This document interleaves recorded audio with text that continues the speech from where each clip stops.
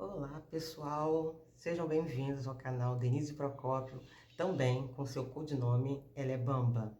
E nós vamos falar de Botafogo, vamos falar de confrontos históricos. E se tratando de Botafogo, o que não faltam são confrontos históricos. Mas vamos falar de um muito, mas muito especial. Botafogo e Flamengo. O ano 1981. E 1981 é um ano performático, é um ano que tem várias referências. O Brasil vivia um clima de democracia, de mudança de regime, de esperança, de dias melhores. Então era uma atmosfera crescente na juventude e em toda a população brasileira. E também existia no Botafogo um jejum na época de 12 anos que incomodava muito a sua numerosa torcida. E esse time do Botafogo era um timaço, era um time que dava esperança à torcida de dias melhores. E o Botafogo, na fase de grupos da Taça de Ouro, que é o antigo campeonato nacional, que para os dias de hoje seria o Campeonato Brasileiro da Série A, na fase de grupos o Botafogo tinha sido o melhor. Então ele tinha passado para as quartas de final com a vantagem de 2 empates, porque ele tinha tido melhor campanha que o Flamengo. E o Botafogo estava com bastante garbor, ele estava Botafogo para esse confronto. O Botafogo vinha escalado pelo seu técnico Paulinho de Almeida, com Paulo Sérgio, um goleiraço, Perivaldo, que está na história do Botafogo, Gaúcho, Zé Eduardo e Lima, Rocha, um deus da raça, Ademir Lobo e nosso querido Mendonça, nosso camisa 8 eterno, né? No ataque vinha Ziza pela direita, Marcelo. Esse Marcelo é o Marcelo Oliveira, tá? Que virou técnico do Cruzeiro aí em outros times. Esse Marcelo aí, camisa 9, é o Marcelo Oliveira, que todo mundo conhece hoje como Marcelo Oliveira, mas ele era só Marcelo.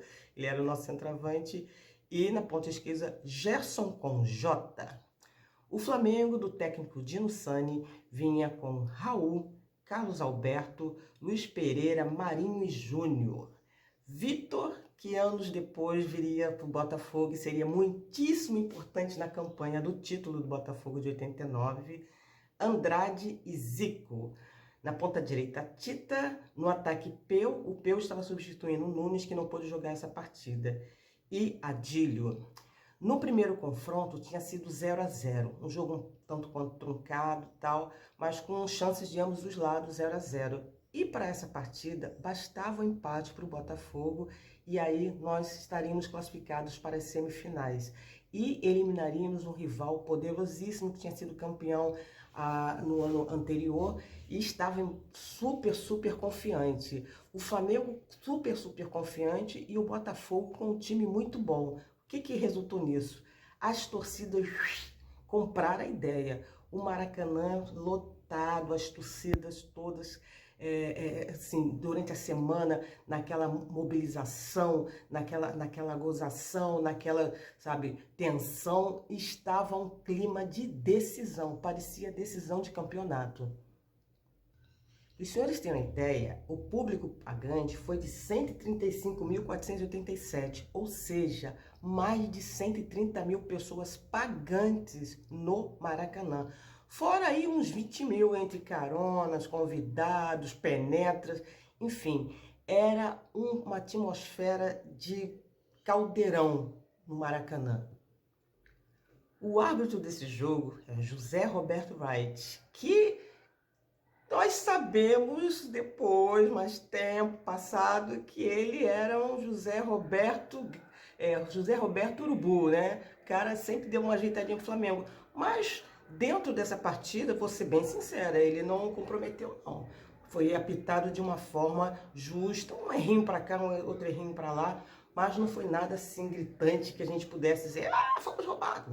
Não. Foi uma arbitragem justa, digamos assim.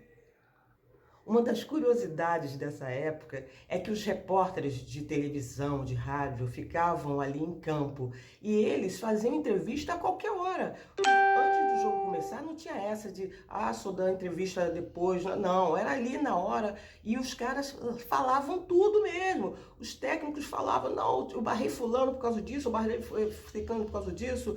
Você perguntava o jogador falava, não, eu acho que eu mereço entrar, eu acho que eu estou sendo injustiçado. Era uma lavação de roupa suja, assim, ao vivo. E durante o jogo, eles também entrevistavam os caras, tanto os técnicos como os jogadores. O jogador que ia entrar, que ia substituir alguém, estava ali na linha do gramado e o cara está entrevistando. Você vai fazer, o que você vai fazer? O que o teu técnico te pediu? E era uma coisa bem comum na hora, às vezes, que iam armar uma barreira para bater falta, o repórter tá lá com o microfone lá com o camarada, ô fulano, como é que você vai armar a barreira? Você acha que vai entrar pela direita? Era um negócio assim, surreal para os dias de hoje. Mas era assim, em 1981, entendeu? Era algo completamente inusitado e até lúdico. Outra particularidade da época, as camisas dos times não tinham patrocinadores. Então, as camisas eram as cores originais do time e seus escudos. Eu confesso que me dá uma nostalgia de ver um time entrar em campo só pura e simplesmente com a sua camisa original e o escudo do seu time. E isso é um saudosismo. Eu sei que nos dias de hoje isso é impossível, mas confesso que era uma coisa que trazia a essência, a genialidade, trazia de uma forma originalidade do seu time. A sua identidade vinha ali na tua camisa. Era muito bonito de se ver. O Botafogo deixou no banco um jogador que era amado e odiado pela sua torcida. O nome dele era Mirandinha. Era um cara de muita velocidade, botava a bola para frente, podia ter certeza, o Mirandinha chega antes do zagueiro, ele corria muito. Só que ele tinha um grande problema. Ele fazia jogadas maravilhosas, ele driblava, ele ficava às vezes em situação que tinha 2, 3 marcadores tentando pegar a bola dele. Só que ele não passava a bola. Às vezes tinha um companheiro melhor colocado de frente pro gol, sem goleiro, sem nada. E ele tentava o gol. Ele dificilmente passava a bola. Então ele era conhecido como fominha. E isso irritava muito, porque em uma partida, normalmente, o Mirandinha tinha 2 ou 3 oportunidades de gol. 2 ele perdia, uma ele entrava em perdido e a outra ele chutava para fora. Ele normalmente tinha esse tipo de comportamento. Ele era amado e odiado pela torcida, que às vezes quando o jogo estava difícil, bota o Mirandinha. Mirandinha fazia uma besteira lá, perdia um gol, então entrava em impedimento assim 655 vezes. O pessoal tira o Mirandinha. Era mais ou menos isso a torcida do Botafogo na época. O Mirandinha era um cara contestado pra caramba, mas que ninguém queria que saísse da equipe. Queria que o Mirandinha lá. Ou bem ou mal, a gente tinha que contar com o Mirandinha em algum momento. Para vocês verem a importância desse jogo, esse jogo foi transmitido inclusive para o Rio de Janeiro, porque era um jogo que o apelo de público já tinha estourado, como eu disse, foi mais de 135 mil pagantes no Maracanã. E a TV Globo, na época, o seu narrador era o Luciano do Vale e o comentarista era o Gerson Canhotinha de Ouro. Eles transmitiram ao vivo, inclusive para o Rio de Janeiro. E ainda continuando falando das particularidades da época, nessa época tinha expressões assim diferentes, era uma coisa de outro momento. Por exemplo, o narrador falava pelas linhas das populares, esse jogador é de uma importância capital, jargões que hoje em dia você não escuta mais nas transmissões de televisão ou de rádio. Era uma época romântica do futebol, digamos assim, né? E outra particularidade que existia, nessa época a TV Globo exibia no seu horário nobre uma novela chamada Baila Comigo, cuja abertura era a atriz Beth Faria fazendo passos de balé, bailando e fazendo coreografias. E a música era a música da Rita Lee, tocada de forma instrumental por Robson Jorge. Então guarde bem essa música, Baila Comigo. Bom, essa partida do dia 19 de abril de 1981 foi uma partida que parou o Rio de Janeiro, todos já sabem. Mas o que ninguém sabe é que o Botafogo, com a vantagem do empate, todo mundo pensava que o Botafogo ia jogar ali fechadinho e o Flamengo martelando. Começou o jogo, Não foi bem assim. O primeiro bom ataque foi do Botafogo. Inclusive, esse bom ataque veio muito em cima da bola que o Rocha, né, que foi um gigante nesse jogo, e vamos falar isso depois. A bola que o Rocha acaba tomando. E é uma roubada de bola importante, porque ele toca essa bola e sai rápido. E o Rocha fez isso o jogo inteiro. E o primeiro grande ataque do jogo foi do Botafogo, tá, gente? Mas aí, aos 4 minutos e 20 do primeiro tempo, o Júnior recebe uma bola pela ponta esquerda e cruza para a área. O Tita pega e chuta para o gol. Essa bola encontra o Zico. Não foi o Zico que chutou, essa bola encontra. Ele bate nele e tira completamente o Paulo Sérgio da jogada. Gol do Flamengo. 1-0 Flamengo aos 4 minutos e 20 segundos de jogo. Olha o problema. Bem, o jogo ia bem, as coisas vinham acontecendo, o Botafogo estava jogando bem, até que aos 44 minutos, numa jogada do Rocha, ele tomou a bola, ele passou a bola para frente, ele passou a bola para o Gerson retornou a bola a ele deu um tapa na bola, chegou para o Perivaldo cruza para a área, o Mendonça sobe e tira completamente o Marinho da jogada, cabeceando alto, encobrindo o Raul. Gol do Botafogo aos 44 minutos e aquela emoção toda. E assim que sai o gol, já dá a saída e acaba o primeiro tempo. Então o botafoguense ficou com aquela sensação gostosa da classificação, está nas nossas mãos, nós vamos levar isso aí. E isso meio que deixou a torcida do Flamengo mais baixinha, mais com um rabinho baixo. E a torcida do Botafogo ali nos cânticos lá, e comemorando, e já sentindo que aquele dia era dia de Botafogo. Bom, começou o segundo tempo e as chances foram se criando de ambos os lados. E começou muita pressão, o Flamengo e o Botafogo saindo no contra-ataque, até que o Dino Sani foi o primeiro a mexer. Tirou o Andrade e colocou o Carpegiani. Logo em seguida, o Paulinho de Almeida contra-ataca, já manda preparar o Edson. Aí se tornou aquela euforia na torcida do Botafogo, porque em se tratando de Edson, aquele pontinha que ia para cima, que caía dentro, que driblava, era bom de jogo, aquele cara bom do 1 contra 1, a torcida do Botafogo se inflou inteira quando viu o cara aquecendo. Bom, entrou o Edson e saiu o Ziza. E aí começaram aquelas jogadas. E bola lá pro Edson, e o Edson pá de lá, pá de cá. E o Edson estava sempre mordendo, sempre criando chances, sempre fazendo boas jogadas. O jogo estava à feição do Botafogo, a verdade é essa. E o técnico Carpegiani resolveu fazer mais uma substituição. Saiu o Peu e entrou um centroavante chamado Anselmo. Paulinho de Almeida também não se fez de rogado, começou a mandar aquecer o Mirandinha. E assim ele fez. Saiu o Marcelo, entrou o Mirandinha. Aí começa uma história interessante. Aí esse jogo começa a tomar proporções de verdadeiro catarse no Maracanã. Porque quando o Mirandinha foi anunciado que ele ia entrar e tal, a torcida do Botafogo já tinha o Edson, ia entrar o Mirandinha, já sabia que ali vinha alguma coisa de muito bom. Entendam bem, a torcida do Botafogo já sabia o que poderia vir a acontecer. Bom, o jogo transcorria lá e cá, até que aos 41 minutos... Bom, o jogo transcorria lá e cá, até que aos 41 minutos... Bem, o jogo transcorria lá e cá, chance daqui, chance dali, até que aos 41 minutos... O Botafogo sai em velocidade, em contra-ataque pela direita com o Edson, que cruza na área, o Mendonça, que já vinha acompanhando, que já, cara inteligente, dá uma escorada de cabeça, nessa escorada ele tira o Raul, e o Gerson com o Jota entra livre e faz o gol. 2-1 Botafogo, a torcida vai ao delírio no Maracanã.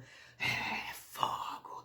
Aquela coisa linda, as bandeiras desfraldadas, era um negócio assim fantástico. Entrou todo mundo num transe coletivo, uma vibração de alegria, era praticamente uma final de campeonato, uma coisa absurda a torcida do Botafogo, absurda. E a torcida do Flamengo naquela altura já começava rampinha para ir embora. Bom, nessa altura do campeonato, 2-1 Botafogo, já estava ruim para o Flamengo, né? Já estava dando um problema. E o Botafogo não se fazia de rogado. Mesmo nesses minutinhos, o Flamengo vindo para cima, a gente saía ali no contra-ataque, dando um trabalhão para a zaga do Flamengo. Até que aos 43h30, o Edson sai pela direita e encontra o Mendonça na área com a marcação do Júnior. Para tudo. O Edson faz um lançamento, encontra o Mendonça na área com a marcação do Júnior. Eis que o Mendonça consegue uma solução genial. Uma dessas coisas que entrou para a história, está na história do Botafogo, está na história do Mendonça e está na história e no coração da torcida do Botafogo. Porque o Mendonça aplica um drible no Júnior, que ficou, lembra lá da novela TV Globo? Ficou conhecido como Baila Comigo, porque ele puxa a bola, deixa o Júnior na saudade e dessa puxada ele já mata não só o Júnior, como mata o Raul, que sai desengonçado e o Mendonça pimba lá dentro. Gol do Botafogo, um gol espetacular, um gol sensacional, um golaço, um gol para você fazer referências, um gol para você louvar para o todo sempre, um gol que entrou para a galeria de golaços do Maracanã e um gol para coroar a partida que fez o Mendonça. O Mendonça fez uma partida irretocável, participou dos 3 gols, fez lançamentos, poderia ter feito mais gols se não fosse Mirandinha numa individualidade, ter perdido um gol feito, se ele tocasse para trás o Mendonça teria feito. Enfim, foi para coroar a partida que fez o Mendonça, que foi uma coisa sensacional. E, gente, o Botafogo fez uma partida irretocável, não se acovardou, não jogou retrancado, jogava com o Rocha, o Zico praticamente não pegava na bola, porque o Rocha, ele não marcava ali, não era aquele cara que fazia falta, marcador, ele se antecipava ao Zico, ele não deixava a bola chegar no Zico. Então o Zico, tirando uma falta ou outra, uma situação como essa, ele não apareceu no jogo, porque o Rocha não deixou o Zico jogar. O Rocha fez uma partidaça. Como o Ziza e o Marcelo voltavam, então ele tinha com quem triangular ali nas marcações, que na época era por zona. E o Rocha, não, como eu falei, não ficava ali, sabe, faltinha, dando porrada no Zico, não. Não, ganhou na bola, ganhou na bola. O Botafogo fez uma das partidas mais emblemáticas de todos os tempos. Foi um jogo sensacional. E esse gol aos 43h30, ali já acabou o jogo. Acabou o jogo, Paulinho de Almeida já na beira do gramado, teve invasão, torcedor do Botafogo invadindo o campo, porque era muito claro que aquele título vinha, muito claro. Era um Botafogo sensacional que tinha um Maradona brasileiro, Maradona do Maracanã, que era o Mendonça. O cara era muito, muito bom. Essa campanha do Botafogo, nessa Taça de Ouro, o Mendonça, ele simplesmente arrebentou. Ele fez jogos memoráveis. Esse jogo é muito especial, mas o jogo contra o Santos também foi um jogaço. Enfim, teve vários jogos interessantes. E ali terminou o jogo, a torcida do Botafogo em êxtase, completamente numa catarse coletiva, todo mundo comemorando muito, e há várias entrevistas dentro mesmo do gramado. E essa, senhoras, é mais uma história de encontros, de clássicos memoráveis. Se você gostou, deixa o seu like, se inscreva no canal, porque vamos contar outras e outras histórias. Deixe aqui nos comentários qual história de um clássico memorável que você quer que eu conte, que você lembra, ou que você quer discutir. E o que você lembra dessa partida? Você já era nascido? Você viu essa partida? Você estava em algum lugar? O importante é que nas quartas de final, no dia 19 de abril de 1981, deu fogo! Até a próxima. Tchau!